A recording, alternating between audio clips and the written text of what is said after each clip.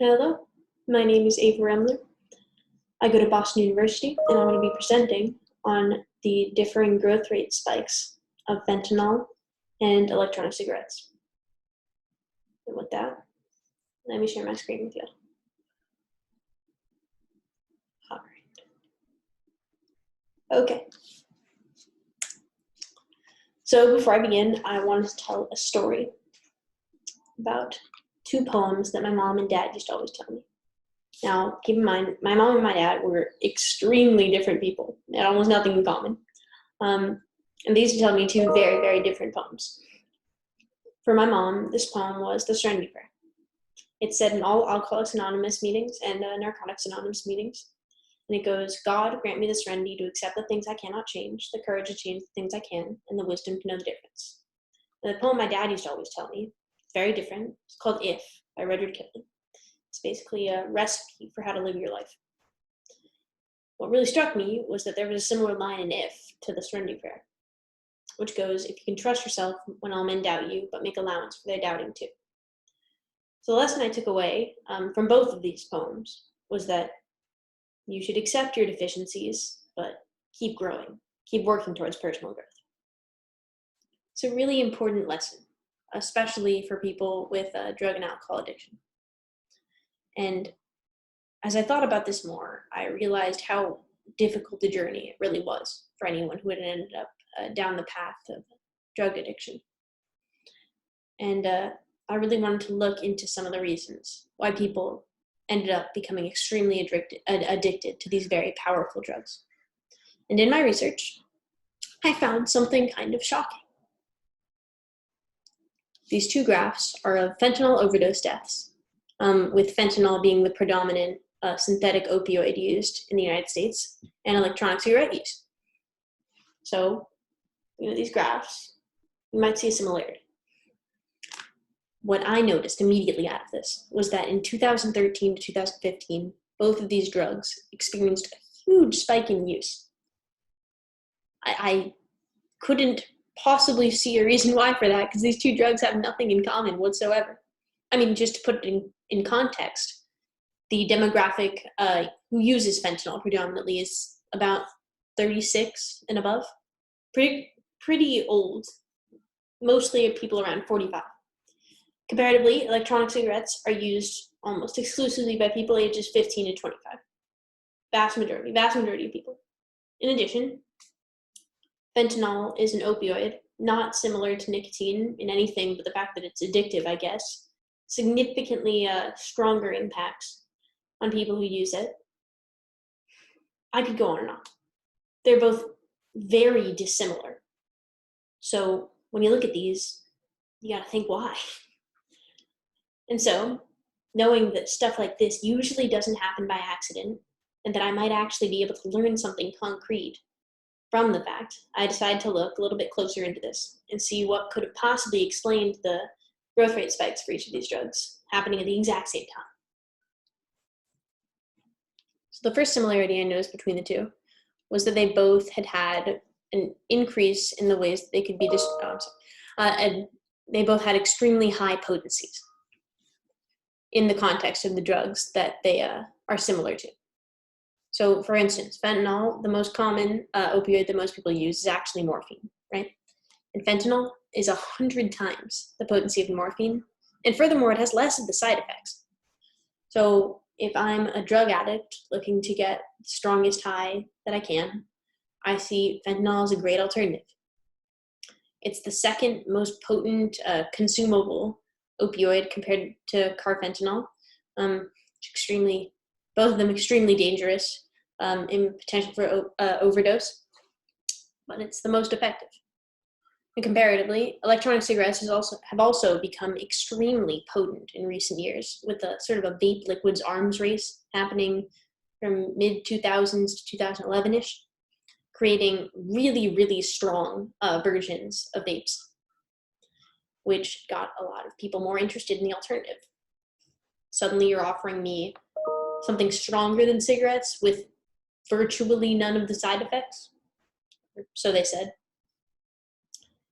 That presents you with a superior alternative in both cases. Now let's look to another way that they're similar.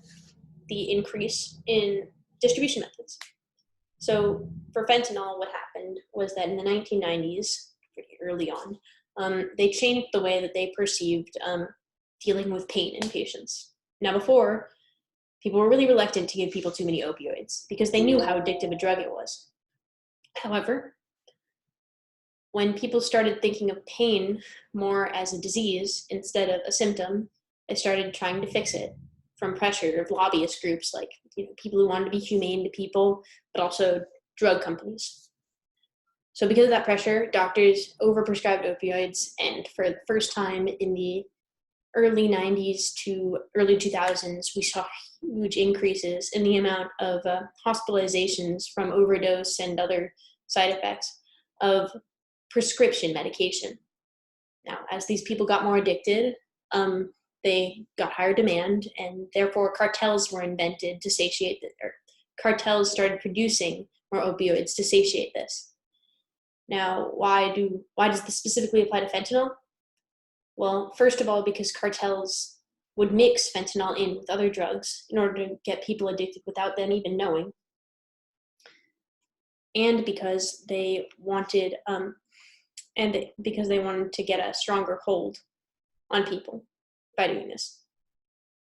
So fentanyl, increased distribution methods, increased people who would be addicted to the drug. Furthermore, electronic cigarettes also had an increase in distribution methods. First of all, by their sheer invention or popularization, their ability to be used by wide groups of people through drug companies developing them further, but also through the increase in illegal distribution methods. So at first, in the early to late 2000s, the increase in legal distribution methods didn't have a lot of barriers. So people were legally allowed to sell anyone these vapes, and it was actually seen as a good thing. If I was addicted to cigarettes and had a high risk of lung cancer, then it would actually be a really good alternative, and I'd want to free up that opportunity. But for kids who'd never been addicted to anything, it was a terrible, terrible thing to be exposed to in increased amounts. So the law began to prosecute people who would sell this to kids more, and there emerged illegal distribution methods too, things coming from Asia and other locations around the world that were more dangerous but more widely available. And so now that it's easier to get these things, they seem like superior alternatives. The final way that they're similar is in the fact that their distribution purposefully targeted vulnerable demographics. So what do I mean by this? I mean that suppliers of fentanyl would purposefully mix it in with other drugs so that people who either were already addicted to drugs or this was their first time getting addicted to something would suddenly be addicted to the most powerful drug possible. If I offered you the most powerful drug possible on your first time, or after having already seen what drug addiction can do, it's extremely appealing. And therefore it was seen as a superior alternative. Now compare it to electronic cigarettes. The demographic that got most addicted to these were people who had never had an addiction to nicotine before. They had, however, been inundated with these ads saying how terrible cigarettes were, how terrible tobacco was. And when they're suddenly seeing this non-tobacco alternative with very, very minimal side effects in their perception, they would try it because they didn't see any risks. And this absence of addiction made it all the more appealing. Vulnerable demographics in both cases are targeted and see this option as a superior alternative. Less side effects, more of a high. So what do we take away from this? Now, in the end, the increase in distribution methods, increased potency of each drug, and targeting of vulnerable demographics is extremely tragic. And it ended up that a huge amount more of people got addicted to these drugs. But we can learn something from it. We can learn how to combat the perils of addiction more in our lives and help those around us, whether it be through public policy, through caring for your friends and family around you, or through the medical profession. Either way, we have a lot to do to help these people. As my mother used to say, have the courage to change the things you can. And have